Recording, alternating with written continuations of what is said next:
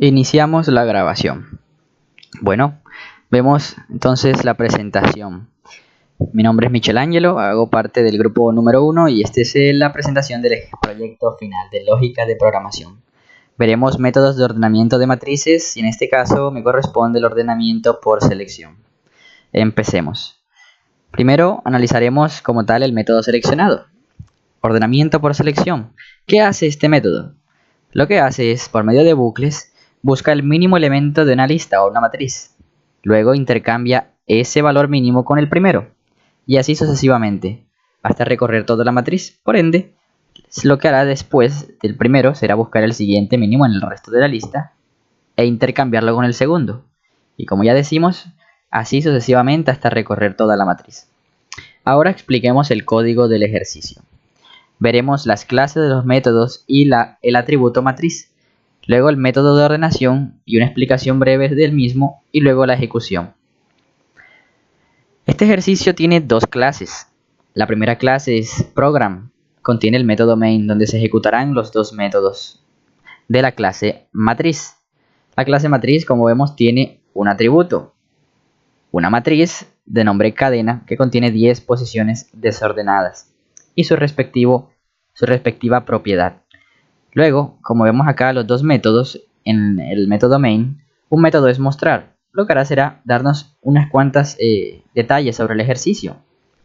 Luego, ejecutaremos el método ordenar, que tiene como parámetro el vector. En este caso le pasamos matriz.cadena, que es esto que está acá. Ahora veamos el método de ordenación a detalle. Recordemos que lo que hace es buscar el mínimo de elemento de la lista, lo intercambia con el primero. Luego busca el siguiente mínimo en el resto de la lista y lo intercambia con el segundo. Eso es lo que vemos acá. Para poder ver este bucle, primero entendamos las variables que intervienen. Tamaño matriz contiene el tamaño de la matriz para recorrerla completa. Luego, la variable mínimo guardará la posición que en cada iteración considere mínima según la comparación que haga. Y auxiliar aux será una variable que nos guardará el número de la posición en i o la posición que comencemos comparando. Cuando lo intercambie con el primero, ese valor que esté en el primer puesto se guardará en auxiliar. Luego en el segundo, cuando intercambie con el que esté en la segunda posición, se guardará en auxiliar y así sucesivamente. Entonces, este doble bucle anidado for lo que hará será el primer bucle recorrer toda la matriz. Se asigna a la variable min la posición en i para que siempre vaya con la posición cada vez que itere. Y el bucle anidado for lo que hará será comparar y asignar, digamos, intercambiar con el primero. Eso es lo que hará este bucle. Entonces vemos que está en función de j, una posición adelante de i. ¿Para qué? Para que pueda comparar siempre todos los números aparte del primero. Que no comparen nunca i con i, o digamos la posición 0 con la posición 0, sería un error. Tiene que comparar siempre con las posiciones restantes a la posición que esté en ese momento comparando.